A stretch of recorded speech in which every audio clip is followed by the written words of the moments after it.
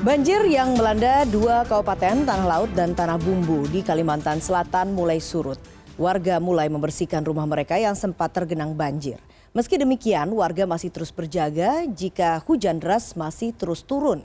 Banjir yang terjadi di Kabupaten Tanah Laut terdapat di Kecamatan Kintab. 6 desa terendam banjir dan derasnya air memutus akses jalan antar desa. Total ada 2.600 jiwa warga yang menjadi korban banjir. Sebagian warga memilih bertahan dan sebagian mengungsi di tempat yang sudah disediakan petugas. Sementara banjir yang berada di Kecamatan Satui merendam 3 desa dan menyebabkan lebih dari 1.000 kepala keluarga terdampak banjir.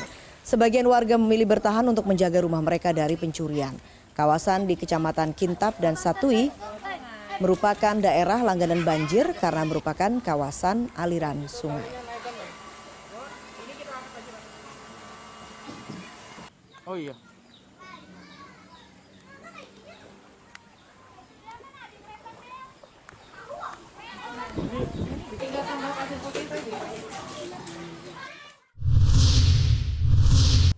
Dan saat ini sudah ada produser lapangan CNN Indonesia Nani Hayati di Kabupaten Tanah Laut, Kalimantan Selatan. Selamat siang Nani, bagaimana situasi banjir terkini di Kalimantan Selatan saat ini?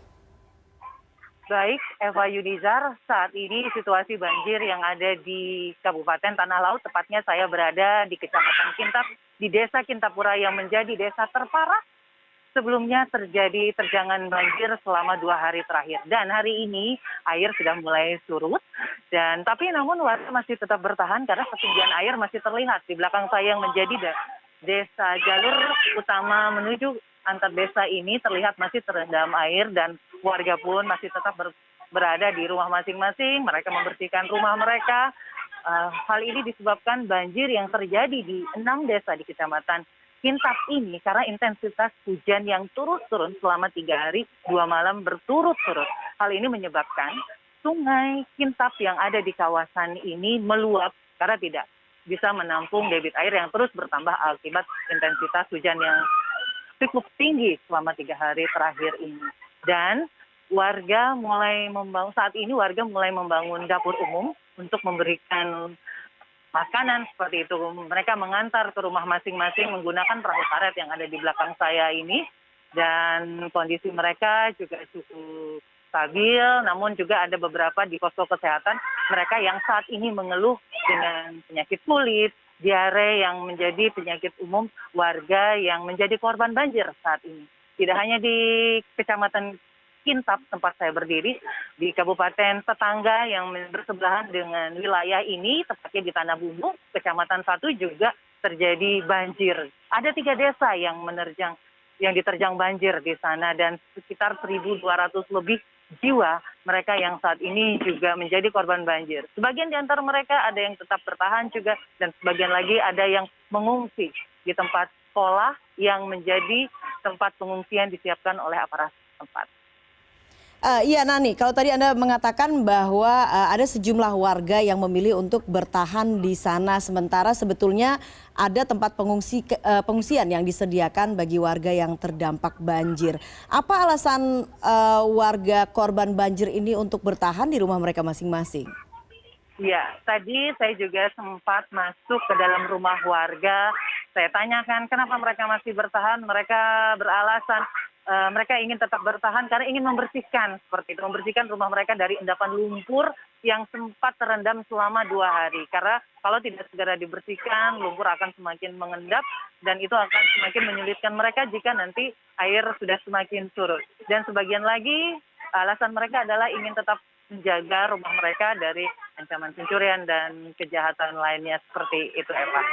Iya Nani, apakah Anda kemudian sempat memantau situasi di lokasi pengungsian karena kita tahu saat ini kita dalam situasi pandemi, apakah kemudian di tempat pengungsian itu juga diberlakukan protokol kesehatan, apakah memungkinkan untuk diberlakukan protokol kesehatan? Iya, tadi juga saya sempat tanyakan kepada Camat di sini, mereka juga berupaya untuk melakukan menjaga protokol kesehatan itu artinya ketika berada di rumah pengungsian di tempat pengungsian mereka tetap menjaga jarak. Artinya ada tempat yang diatur sedemikian rupa agar tidak terlalu berdekatan dengan warga lainnya, seperti itu ya Pak. Bagaimana dengan fasilitas yang disediakan di tempat pengungsian?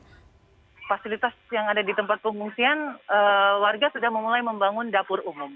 Artinya mereka membangun dapur umum secara swadaya, bahkan karena masih bantuan dari pemerintah masih belum bisa masuk, dan ini mereka berupaya membangun dapur umum. Di antara mereka ada yang memberikan beras, begitu, ada juga sayur, ada juga telur, dan itu kemudian dimasak secara bersama-sama oleh mereka, kemudian dibantu oleh aparat tempat dari pihak kecamatan, Koramil, dan juga dari pihak kepolisian yang ada di sini juga turut bersama-sama membantu bersama warga, seperti itu Eva. Oke, bagaimana kemudian akses untuk menuju ke lokasi banjir? Tadi Anda sempat mengatakan sejauh ini belum terlihat ada bantuan dari pemerintah yang datang. Apakah memang ada kendala akses menuju ke lokasi-lokasi banjir ataupun ke lokasi pengungsian?